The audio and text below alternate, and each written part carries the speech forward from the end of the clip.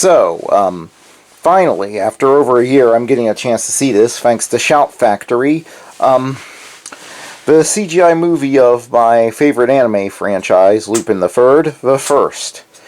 When I first heard they were going to do a CGI version of Lupin the Third, I was against it. But then I saw the trailer, and they seem to have captured the spirit of how the characters look and move. So, anyway. So I'm going to be taking a look at that. I just got the packaging in. Haven't seen the film yet. Sorry it's so zoomed in, but this is as far out as my tripod can get from this thing. I have to say, I really do like the case. It's nice and everything. My only complaint is that they went for that metal case, which for some reason DVD collectors seem to think is a premium item. But every single case I've known, even the ones that I keep that are just sitting on their own, just from sitting on the shelf, they seem to get scratched and eventually the artwork looks all ugly. Give me a normal clamshell case where the artwork is nice and protected, and if something happens to the case, I can always take the artwork out and put it in another generic case. So yeah, but it's a very nice looking case. A nice selection of extras. It looks like they even have a documentary about reuniting the English voice cast from Lupin the Third Part 2, which is nice, since I don't think anime dub actors in the United States tend to get the attention they deserve. But yeah, it's very nice looking. The DVDs are in here. My only problem is that, yeah, they're on top of each other with this annoying design where you can I have accidentally broken a DVD once trying to get it out of this sort of packaging. But then there's a nice little booklet. It has some character art and information in it. Yeah, very nice. So yeah, this is very premium, and they give credit to the Japanese and English voice actors. And again, this just feels like a very premium product, and I'm not used to. Lupin tends to be a fringe thing over here, so you tend to be happy with it just getting a disc release with no extras. Having it in a premium package, like it's a big event movie, like, you know, Star Wars or something, that's very nice to see. And I'll let you know, and later tonight I'll let you know what I think of the movie. But so far, the DVD is a very good deal. It definitely, yeah, the Blu-ray is definitely worth getting if you for that. Yeah, I'm definitely glad I didn't go the all digital route, especially as my internet service provider just put a cap on my data usage. So starting this month, so yeah. I'm definitely going to be collecting more discs now, so yeah, very, very good so far. I would just thank you, Shout Factory, for putting stuff like this out that usually is still a pain in the half to find, even with how big anime is. For some reason, Lupin the Third just won't catch on over here, and so it's very hard to find. So yeah. Can't wait to watch it.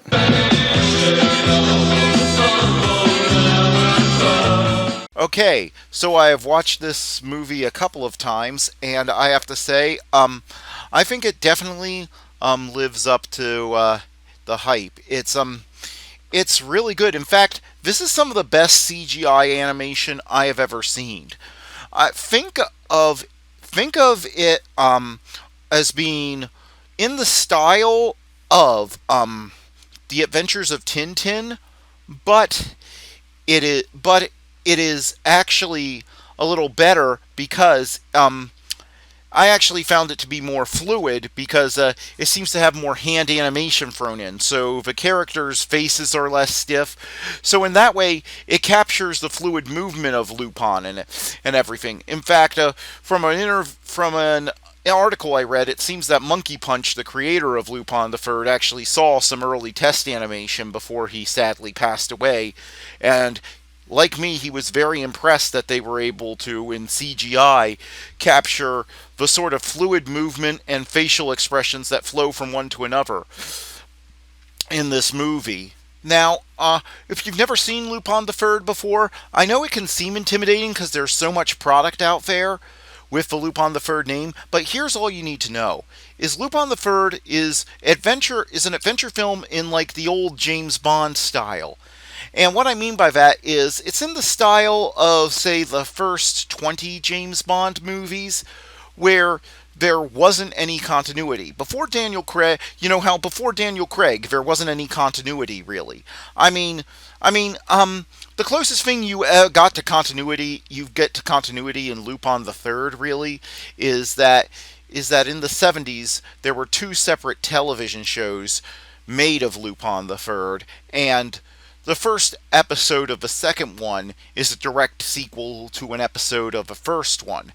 However, that however, other than that, nothing really continues from anything else. And everything you need to know is in this movie. All you really need to know is Lupin the Third is a thief who is descended from the Arninus. I hope I'm saying that name right. It's French, and French names can tie me up. Lupin. Yeah. Lupin the Third really started out as sort of fan fiction in that it's a artificial continuation of something that had ended decades ago. But the La Lupin novels were sort of contemporaries of the Sherlock Holmes novels. They weren't written by the same author or anything like that, but but if you know what to expect from classic Sherlock Holmes novels, then you have an idea of what time period they were set in. And he was famous for his top hat and his cane, and for sending notes announcing his crime before he would commit it. And Lupin the Third, he's a thief, but it's really just an excuse. His being a thief is really just his excuse for going on adventures. And this one, it has the typical movie Lupin the Third plot in that there's some sort of threat to the world, and Lupin has to race against time to find it, while bad guys are racing against time all the time. He's being chased by Zenigata, and and it doesn't do anything revolutionary, but what it does very, very solidly, and it gets right without screwing anything up. It that's actually kind of refreshing in and of itself. There are no attempts to modernize it. The only thing you really need to know is that this is not the modern day. If you think it's going to be set in the modern day, it took me a couple of minutes to figure out what time period this is set in, but it's very much the movie itself is very much a homage to what are called the Red Jacket seasons by most fans, in that several seasons of a TV show, about 160 episodes or so in the 1970s. Lupin wore a red jacket, and this very much is a tribute to them. It even starts out, my nostalgia kick happened when at the beginning, it even starts out by giving you the title of the movie in the same formulaic way that the title of an episode would have been presented in that run of the show. And so it makes sense, and it's not just fan service. It really does make sense to bring back the English language cast, who dubbed the 80 of those episodes. Yeah, only 80 episodes of that run have been dubbed, but still, that's more than a lot of anime get. And if you like good old-fashioned adventure stories and animated slapstick, those will be for you, but you don't have to have seen any of that, because this is very much a self-contained adventure, just like every Lupin the Third adventure. There are a few nods to longtime fans to Hayao Miyazaki's first film, The Castle of Cagliostro, and those are fun to see. But again, those are just nods thrown in for the fans, and they really only boil down to being like some specific music cues taken from that film. And so you don't have to worry about missing out on that. And I think that even non-fans will enjoy this, because last night my dad walked in on my watching it, and he sat down and he's a guy in his 60s. He doesn't know anything about Japanese animation, and he doesn't care about it. But he enjoyed it, and he even got a few belly laughs out of Lupin's antics. So, yeah, it's a very enjoyable, crowd pleasing, and I would even say it's a family film in that Lupin isn't a character who goes around cursing. The closest thing to a bad example thing he does is he flirts with Fujiko, but that's only a couple lines in it, and it's not really anything wrong in it.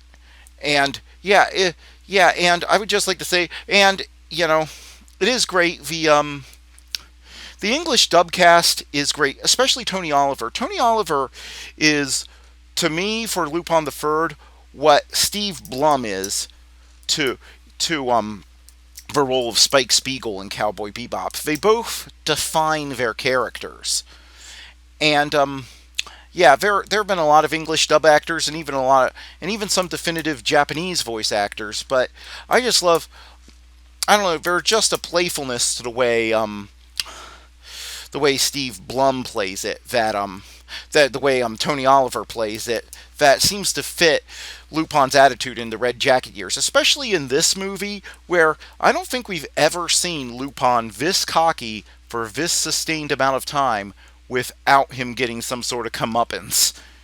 I mean, he gets the air deflated from him a couple of times. Like there's a scene where Fujiko gets one over on him, but other than that, yeah, it's not usual for Lupin to go this long without going. In this movie, Lupin is actually pretty much as cool and as good as he thinks he is, which isn't wrong. It just feels a little strange at some points, but yeah, no, this was a very, very enjoyable movie, and I think if you buy it or rent it, you're gonna have a good time with this. So yeah, if you just want some good old fashioned adventure, no agendas, no modern day politics, no allegories, nothing like that, just a good old fashioned adventure with some fun characters and some great gags in it, check this movie out.